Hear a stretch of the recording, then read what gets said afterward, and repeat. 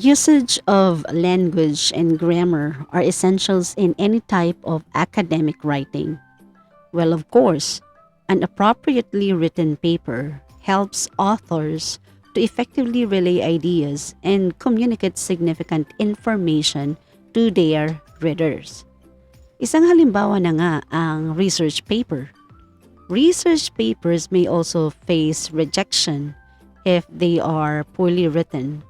Therefore, dapat lamang na maging maalam ang researcher sa kung paano dapat na ilapat at isulat ang laman nito.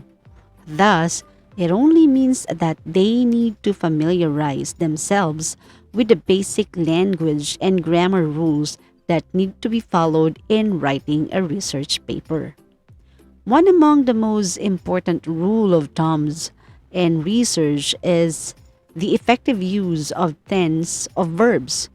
Tara, ating alamin ano nga ba ang tense ng verbs na dapat gamitin sa iyong research. For today's lesson, I will tell you what tenses of verbs are basically used in writing the contents of your research paper. First, let's review on what tense of verb means.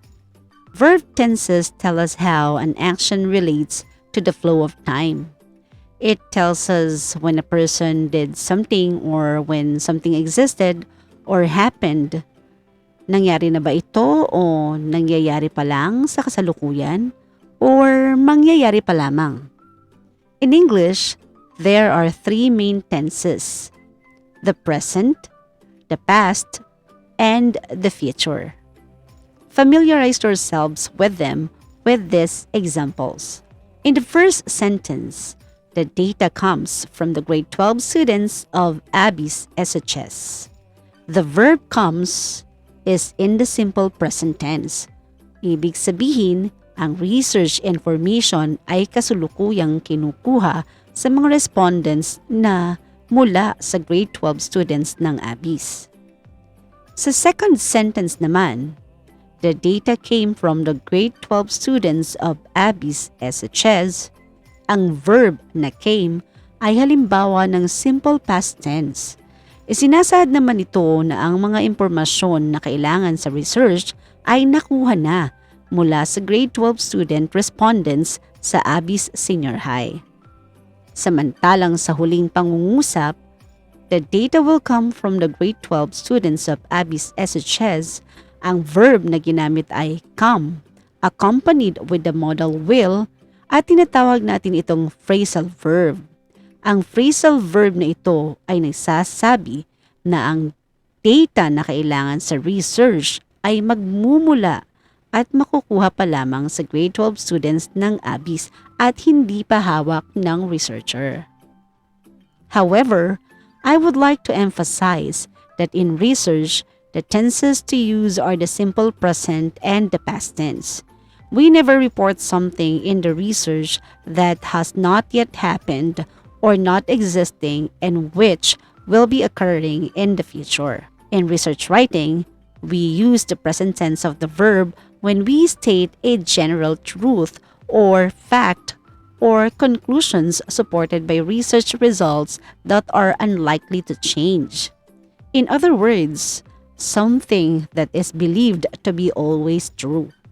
Example, Table 3 shows that the main cause of absenteeism among the students in the virtual class were lack of gadgets, budget for the data loads, and intermittent internet connection. We used shows, which is a verb in present tense, because the Table 3 in that particular research will always show this. It is now a fact that is unlikely to change and will be true whenever anyone reads this sentence. Meanwhile, we used the past tense of the verb when citing previous research. Example, Smith, 2008, reported that adult respondents in his study remembered 30% more than children. We used reported and not reports to tell that Smith's study was completed in the past already, even when it is relevant to your current research. Another is that we use past tense to describe your methodology and report your results. So we say, we hypothesized that learners would still opt to engage in face-to-face classes. So we are not really going to say we hypothesize without the. It should be in the past form. Take note too that sometimes we combine the use of past tense and present tense of the verb.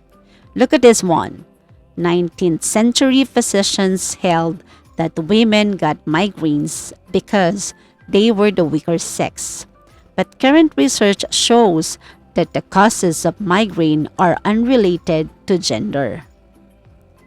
Note the shift here from the past tense to the present tense.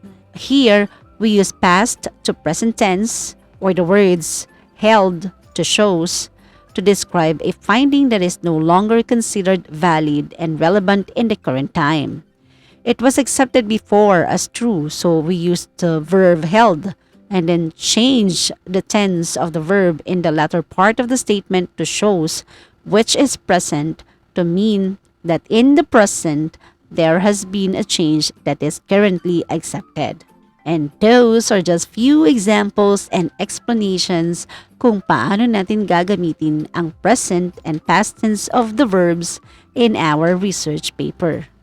We will have more lessons about this in the next video lesson. Thank you for watching and listening. Happy Thursday, everyone, and God bless us all.